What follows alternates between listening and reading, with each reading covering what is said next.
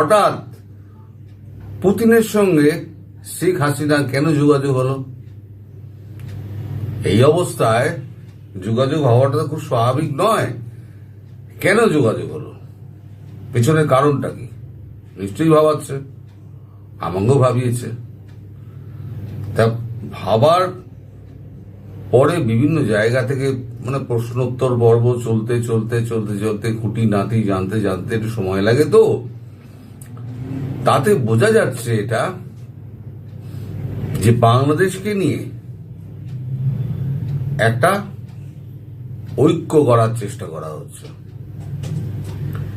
যেমন এসসিও সম্মেলন হচ্ছে সামনে, যেখানে মোদিজি যাবেন, এবং সামনে আবার ব্রিক্সের সম্মেলন আছে।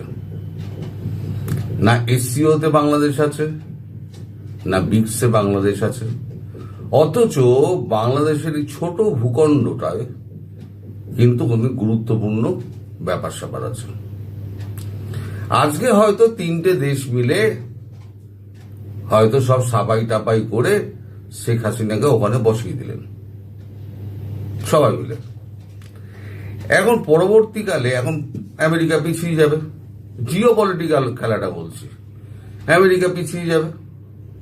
কিন্তু 15 বছর 20 বছর বাদে কিন্তু ফের এই চেষ্টাটা করবে। ফলে এই চেষ্টাটা যাতে না করতে পারে তার জন্য এই শেখ হাসিনাকে বাংলাদেশে স্থাপন করে, আওয়ামী লীগকে বাংলাদেশে স্থাপন করে, তারপরে তাকে এসসিও এবং ব্রিক্সের মধ্যে নিয়ে নেওয়া, যে জোটটা গঠন করার চেষ্টা করা হচ্ছে, সেই জোটটায় একটা বড় ধাক্কা দেওয়া, যে এই অঞ্চলে যাতে আমেরিকার উপনিবেশ গড়তে না পারে। আপাতত মায়ানমারে এখন তো একটুখানি বেস টেস্ট করার চেষ্টা করছে আমেরিকা, সেটা নিয়ে পরে ভাবা যাবে।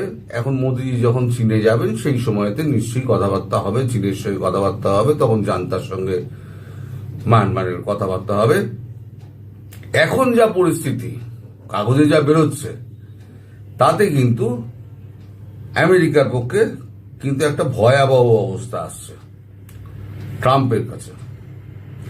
এই যে আমাদের নিউজ 18 আমাদের এখানে যেটা বেরিয়েছে, ইন্ডিয়া, চায়না, রাশিয়া যা মন চাইবে তাই করবেন ট্রাম্প, এই দিন শেষ, জোট বাঁধছে বিরোধীরা, মার্কিন অর্থনীতিতে অঙ্ক মেনে ধাক্কা মারার সমীকরণ। সমীকরণটা কিন্তু মারাত্মক সমীকরণ, একেবারে কিন্তু ট্রাম্পের কিন্তু গদি উল্টে যেতে পারে। এ প্রসঙ্গে আমি 4 মাস আগে কি বলেছিলাম সেটাও আমি পরে দেখাবো। তা লিখছে নয়াদিল্লি, খবরটা হয়েছে ওখান থেকে, গত সপ্তাহে গ্লোবাল সাউথ কূটনৈতিক তৎপরতায় ঝোড়ো হাওয়া প্রত্যক্ষ করছে ভারত, চীন, ব্রাজিল, এমনকি বহিষ্কৃত গ্লোবাল নর্থ সদস্য রাশিয়াও সক্রিয়ভাবে আলোচনায় জড়িত। এই গতির বেশিরভাগ মার্কিন প্রেসিডেন্ট ডোনাল্ড ট্রাম্পের আগ্রাসী শুল্ক নীতি এবং ব্লকের ওপর সোচ্চার আক্রমণের জন্য দায়ী করা যেতে পারে। ওজি ব্রিক্স সদস্যদের এই সমাবেশ, যা এখন 5টা নতুন সদস্য দ্বারা সম্প্রসারিত হয়েছে, একটি শক্তিশালী জোট গঠন করছে বলে মনে করা হচ্ছে, যা বিশেষজ্ঞদের মতে মার্কিন ডলারের আধিপত্যকে চ্যালেঞ্জ করার এবং ট্রাম্পের প্রতিদিনের শুল্ক আক্রমণের বিরুদ্ধে লড়াই করার জন্য একটি প্রস্তুতি নিচ্ছে। ট্রাম্প নেতৃত্বাধীন মার্কিন যুক্তরাষ্ট্রের বিরুদ্ধে ব্রিক্সের একটি ভারী প্রতিক্রিয়া সম্ভবত তৈরি হচ্ছে। অর্থাৎ ব্রিক্সের ব্যাপারে কিন্তু এখন আস্তে আস্তে কথাবার্তাটা এগোচ্ছে। এখন চীনের সঙ্গে তো আমাদের তো খুব বৈরিতার সম্পর্ক ছিল। শেখ হাসিনার প্রসঙ্গে আবার আসছে, কেন শেখ হাসিনাকে প্রয়োজন? ব্রিক্সের সঙ্গে বা চায়নার সঙ্গে আমাদের খুব সখ্যতা ছিল না, বৈরিতার সম্পর্ক ছিল। 2019 সালের পর প্রধানমন্ত্রী মোদী কিন্তু চায়না ভিজিট করেননি। আর চীন যখন বিপদে পড়ল, তখন ধীরে ধীরে কিন্তু চীন আস্তে আস্তে আমাদের সীমান্ত সমস্যার সমাধান করলো। তারপর আস্তে আস্তে আমাদের মানুষ সরোবর যাত্রা খুলে দিল। এবার বিমান চলাচল শুরু হচ্ছে, ট্রান্সফার অফ টেকনোলজিতে 2-1টা সেক্টর তাকে খুলে দেওয়া হয়েছে। চীন চাইছে ভারতকে সঙ্গে নিয়ে এই বহিঃশত্রুর আগে বিনাশ করো। আমাদের নিজেদের মধ্যে যে ঝামেলা, পুতিনও এখানে অগ্রণী ভূমিকা নিয়েছেন, যে আমাদের নিজেদের ঝামেলা আমরা নিজেরা মিটিয়ে নেব, আগে বাইরের শত্রুকে আটকাও।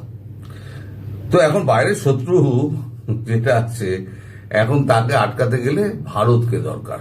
চীনের ভারতকে দরকার এই কারণে, ভারত একটা বৃহৎ গণতান্ত্রিক রাষ্ট্র এবং তার 140 কোটি জনসংখ্যা, আর সবই হচ্ছে যুব শক্তি, মানে সবই হচ্ছে 30 থেকে 35-এর মধ্যে, 25 থেকে 35-এর কোটার মধ্যে বেশিরভাগ। আর চীনের এজ ফ্যাক্টর একটা চীনের বড় ফ্যাক্টর। ওখানে তো এক সন্তান নীতি হয়েছিল, তারপরে এখন আর কেউ বিয়েও করতে চায় না, আর দ্বিতীয় সন্তান তারা কেউ নিতেও চায় না। এখন চীন সরকার বলেছে যে দ্বিতীয় সন্তান নাও, তাহলে পরে আমরা তোমাদের ভর্তুকি দেবো, কিন্তু কেউ সেটা আর করছে না, বিয়েই করতে চাইছে না, মানে চাকরি বাকরির এই অবস্থা। তো খবরে ফিরে আসি, খবর যেটা বলছে, ভারতের সঙ্গে সম্পর্ক মজবুত করার লক্ষ্যে এসসিও সম্মেলন উপলক্ষে প্রধানমন্ত্রী মোদীর সফরকে স্বাগত চীনের। মানে বেজিং এখন এমন উৎসাহী হয়ে উঠেছে, পারলে এখানে এসে ড্রাগন নাচ নাচিয়ে নাচিয়ে মোদীজিকে নিয়ে যাবে, মানে প্যাচে পড়লে সব গাছে ওঠে। তো যাই হোক, এটা খবরটা নিউ দিল্লি থেকে হয়েছে, খবরটা করেছে এবিপি আনন্দ। নিউ দিল্লি থেকে করেছে, ভারত চীন দ্বিপাক্ষিক সম্পর্ক কি মজবুত হওয়ার পথে? আসন্ন সাংহাই কোঅপারেশন অর্গানাইজেশন বা এসসিও সম্মেলন উপলক্ষে প্রধানমন্ত্রী নরেন্দ্র মোদীর সফরকে স্বাগত জানালো চীন। আমেরিকার প্রেসিডেন্ট ডোনাল্ড ট্রাম্পের অত্যাধিক শুল্ক চাপানো নিয়ে বিশ্বজুড়ে যে অস্থিরতা তৈরি হয়েছে, সেই প্রেক্ষাপটে নয়াদিল্লির সঙ্গে দ্বিপাক্ষিক সম্পর্ক আরো মজবুত করতে চাইছে বেজিং, এমনই মত ওয়াকিবহাল মহলের। আগামী 31শে আগস্ট থেকে 1 সেপ্টেম্বর চীনের তিয়ানজিন শহরে বসতে চলেছে এসসিওর আসর। প্রধানমন্ত্রী মোদীর চীন সফরকে স্বাগত জানিয়ে চীনের বিদেশ মন্ত্রকের মুখপাত্র গুও জিয়াহুন বলেছেন, এসসিও গঠনের পর সব থেকে বড় আকারের সম্মেলন হতে চলেছে তিয়ানজিন সম্মেলন। তার কথায় আমরা বিশ্বাস করি যে সকল পক্ষের সম্মিলিত প্রচেষ্টায় তিয়ানজিন শীর্ষ সম্মেলন হবে সংহতি, বন্ধুত্ব এবং ফলপ্রসূ ফলাফলের সমাবেশ, এবং এসসিও উচ্চমানের উন্নতি একটি নতুন পর্যায়ে প্রবেশ করবে, যার মধ্যে বৃহত্তর সংহতি, সমন্বয়, গতিশীলতা এবং উৎপাদনশীলতা থাকবে। পারস্পরিক সহযোগিতার মাধ্যমে আঞ্চলিক স্থিতাবস্থা তৈরির লক্ষ্যে 2001 সালে এসসিওটি তৈরি হয়েছিল। এই ব্লকে এই মুহূর্তে 10টি সদস্যভুক্ত দেশ রয়েছে, যার মধ্যে রয়েছে, ভালো করে শুনবেন, বেলারুশ, চীন, Bharat, Iran, Kazakhstan, Kyrgyzstan, Pakistan, Russia, Tajikistan এবং উজবেকিস্তান। তিয়ানজিনের এই মিটিংয়ে 10 জন সদস্য রাষ্ট্রপ্রধানরা যোগ দেবেন। এখানে কিন্তু বাংলাদেশের নাম নেই। এখন এই যে বাংলাদেশ, কোনো জায়গাতেই বাংলাদেশ নেই, তাতে কি হচ্ছে? তাতে কি একটা শূন্যতার সৃষ্টি হচ্ছে, যে একটা ভূখণ্ডকে ছেড়ে দিয়ে আমরা বাকি সব করে নিয়েছি। একটা ছোট ভূখণ্ড, তাকে আমরা পাত্তা দিইনি, কিন্তু সেটা যে জিওপলিটিক্যালি এত ইম্পর্টেন্ট, সেটা আগে থেকে চিন্তা করা হয়নি। এখন সেই চিন্তাটা মাথায় এসছে। ফলে এই যে আমাদের ব্রিক্সের যে সম্মেলনটা হবে, ব্রিক্সের সম্মেলনটা, এটা তো এসসিও সম্মেলনটা তো বিরাট করে হচ্ছেই, আপনারা শুনতেই পেলেন যে খবরে যেটা বেরিয়েছে, সেখানে প্রচুর দেশকে নিয়ে আসা হচ্ছে, এবং ব্রিক্সের যে সম্মেলনটা হবে, সেই সম্মেলনটা নিয়ে মোদিজি কথা বলবেন চীনের প্রেসিডেন্ট শি জিনপিং এর সঙ্গে, এবং শি জিনপিং এর সঙ্গে যখন কথা বলবেন, তখন নিশ্চয়ই বাংলাদেশ প্রসঙ্গটাও আসবে। যদিও জয়শঙ্করজি চীন যাচ্ছেন, আমার মনে হয় জয়শঙ্করজি না গেলেও হয়তো শি জিনপিং হয়তো শেখ হাসিনার সঙ্গে কথা বলবেন না। যখন মোদিজি উপস্থিত থাকবেন এবং জয়শঙ্করজি উপস্থিত থাকবেন, অজিত দোভাল উপস্থিত থাকবেন, সেই সময়তে শি জিনপিং এর সঙ্গে হয়তো শেখ হাসিনার কথাবার্তা হতে পারে। সেটা আগস্টের শেষের দিকেই হবে, যে কোনো দিন। মানে প্রধানমন্ত্রী গেলে হবে। 31 থেকে 1 সেপ্টেম্বর এই এসসিও সম্মেলনটা আছে, সেইখানে ব্রিক্সের ব্যাপারে কথাবার্তা হবে। এই ম্যাপটা দেখুন, এই ম্যাপটাতে আছে চায়না ওদিকে, আর তার আশেপাশে আছে ভিয়েতনাম, কম্বোডিয়া, থাইল্যান্ড, তারপরে আপনার ওদিকে আছে তাইওয়ানকে ছেড়ে দিয়েছে, Philippines, Brunei, Malaysia, Singapore, Indonesia. এই সাউথ চায়না সি ঘিরে যে বলয়টা রয়েছে, এই বলয়টাকে পুরোটাই নিয়ে আসা হবে ব্রিক্সের আন্ডারে, এবং আফ্রিকান কান্ট্রিগুলোকেও নিয়ে আসা হয় ব্রিক্সের আন্ডারে উইথ বাংলাদেশ। তাহলে কি হবে, এই ভূখণ্ডের পাশাপাশি অঞ্চলে আমেরিকার প্রবেশ নিষিদ্ধ হয়ে যাবে, এবং বিকল্প অর্থনীতির জন্য তৈরি করা হবে ব্রিক্সের মুদ্রা। এবার আমেরিকা কর, দাদাগিরি কর, এখানে শুল্ক চাপাচ্ছে, ওখানে শুল্ক চাপাচ্ছে, যা খুশি তাই করে বেড়াচ্ছে। দর্শক, যখন প্রথম ট্যারিফের ঘোষণা করেছিলেন ট্রাম্প 4 মাস আগে, মনে করুন 4 মাস আগে, তখন আমি একটা ভিডিও করেছিলাম। সেই ভিডিওটা আমি করেছিলাম পৃথিবী বনাম ট্রাম্প। টাইটেলে লিখেছিলাম, এতে ক্যাপশনে লিখেছিলাম, তিনি ক্রুশবিদ্ধ হবেন না তো। আমি কিন্তু আন্দাজ করেছিলাম। এটা বেরিয়েছিল আমার 9 এপ্রিল 2025। এই 2025-এর 9 এপ্রিল আমি করেছিলাম। আমি কিন্তু আন্দাজ করেছিলাম ট্রাম্পের যে কূটনীতি, ট্যারিফ কূটনীতি, এইটাই কিন্তু ট্রাম্পকে মারবে। এখন ট্রাম্প যেটা অবস্থায় পড়েছে, সমস্ত পৃথিবী বনাম ট্রাম্প এসে দাঁড়িয়ে গেছে। ট্রাম্পের কিন্তু এখানেই মৃত্যু অবধারিত। এবার শেখ হাসিনা এখানে কেন প্রাসঙ্গিক? শেখ হাসিনা এই কারণে প্রাসঙ্গিক, এখন শেখ হাসিনা ছাড়া বাংলাদেশ একটা আনস্টেবল, এটা প্রমাণিত হয়ে গেছে বিশ্বের কাছে। এবং ডক্টর মোহাম্মদ ইউনূস, যিনি এখন অবৈধ সরকার যিনি চালাচ্ছেন, তিনি কিন্তু কোন রাষ্ট্রপ্রধানের সঙ্গে তিনি একাকী বৈঠক করতে পারেননি। কারণ কেউ শেখ হাসিনার জায়গায় তাকে স্বীকারই করছে না, যেহেতু তাকে ডিপ স্টেট জোর করে বসিয়েছে।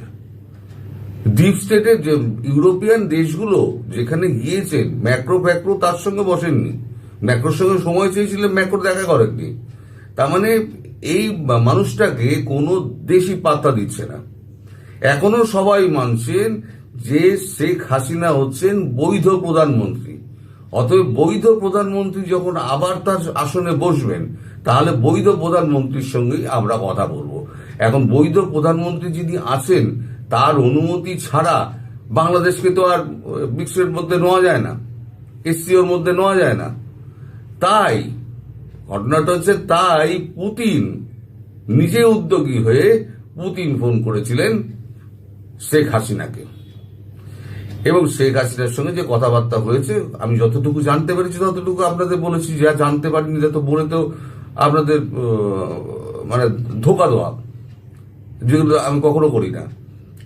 এবারে এটা কিন্তু বুঝে গেছে চীনও, কারণ চীনের বিরাট একটা নিবেশ রয়েছে, রাশিয়ার বিরাট নিবেশ রয়েছে, ভারতেরও বিরাট নিবেশ রয়েছে বাংলাদেশের উপরে। বাংলাদেশেও যদি এখন $9 বিলিয়ন যদি ডুবে যায়, চীন তো পথে বসবে। ফলে চীন চাইছে এই সুযোগে ভারত, পাকিস্তান, রাশিয়া যখন আমার সঙ্গে রয়েছে, তখন একে উৎখাত করো। ফলে এবার যখন মোদী যাবেন চীনে, তখন মোদীর সঙ্গে যাবেন জয়শঙ্করজি এবং অজিত দোভাল। সেই সময়তে শি জিনপিং এর সঙ্গে শেখ হাসিনার আবার কথা হবে বলে সূত্র মারফত জানা গেছে।